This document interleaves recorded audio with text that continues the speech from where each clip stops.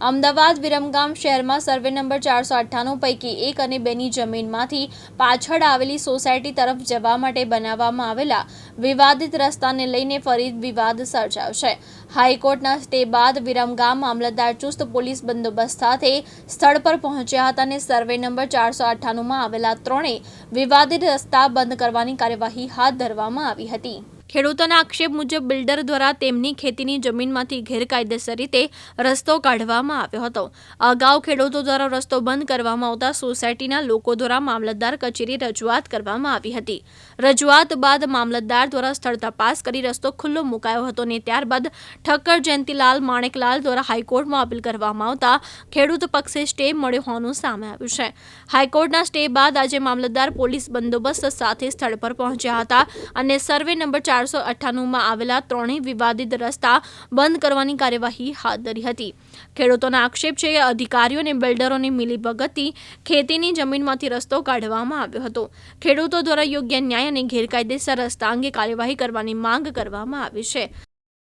Ward number 8માં જે સર્વે નંબરો છે જે વિવાદ હતો કામગીરી ક્રમે શું કહેશો? જી, સર્વે નંબર 498 498 માંથી એક આરસીસી રોડ નગરપાલિકા દ્વારા બનાવવામાં આવેલ છે તથા આગળ એનાથી આગળ કાચો રસ્તો આવેલો છે જે 498 1 અને 2ના કબજેદારો દ્વારા તારીખ 16/2/2026ના રોજ તાર ફેન્સિંગ કરી ઝાંપા મૂકી અને એ રસ્તો બંધ કરવામાં આવેલ હતો।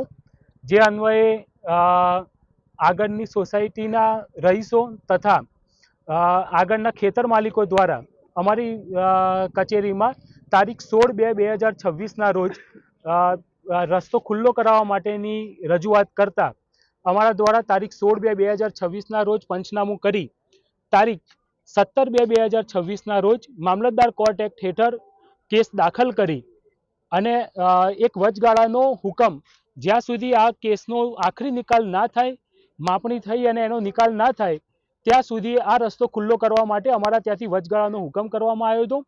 ત્યારબાદ 499માં આવેલ મંગલમ સોસાયટી બી આ કેસમાં પક્ષકાર તરીકે જોડાવા માટે અમારા ત્યાં અરજી કરેલ।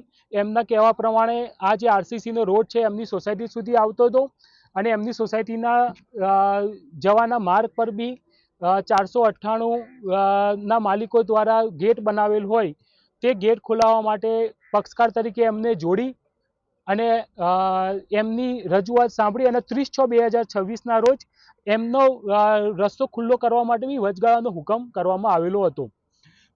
તે દરમિયાન પ્રતિવાદીઓ દ્વારા નામદાર હાઈકોર્ટમાં એફસીએ ફાઇલ કરી આ જે અમારા ત્યાંથી જે હુકમ કરવામાં આવેલા હતા એ હુકમ સામે સ્ટે મેળવી અને 16/2/26ની એટલે કે 16/2/26 દ્વારામાં 498 જે રસ્તા બંધ કરવા માટેની જે સ્થિતિ હતી એ યથાવત સ્થિતિ જાળવી રાખવાનો નામદાર હાઈકોર્ટમાંથી હુકમ થયેલ હોય જેની નકલ 18 તારીખે મુદતના દિવસે પક્ષકારો દ્વારા અમારા ત્યાં રજૂ કરતા આજ રોજ તારીખ 20/8/2026ના રોજ અમે એ રસ્તા બંધ કરેલા છે।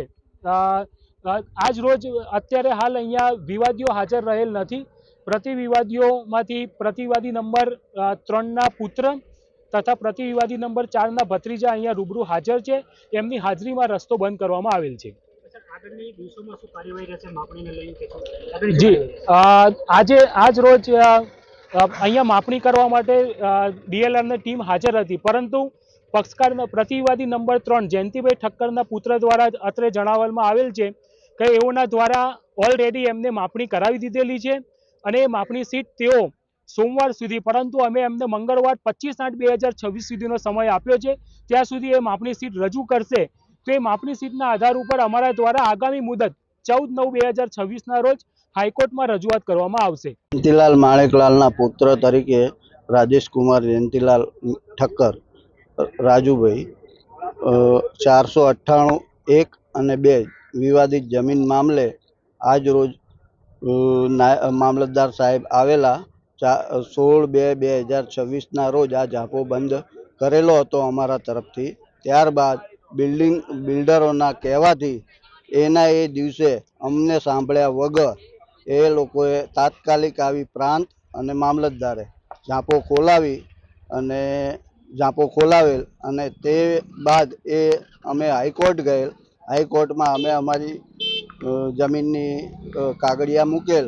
એમાં અમને હાઈકોર્ટે આ સ્ટે મામલતદારના ચુકાદાને સ્ટે આપેલ છે અને મામલતદારના તમામ ઓર્ડર રદ કરેલ છે અને 14/9/2026ના રોજ નવી મુદત આપેલ છે. આજની શું કામગીરી કરવામાં આવી? આજે મામલતદાર અને નાયબ મામલતદાર આવેલા અને 3:30-4 વાગ્યાના રોજ આવેલા અને ઝાંપા દરવાજા ફેન્સિંગ કરી દીધેલ છે.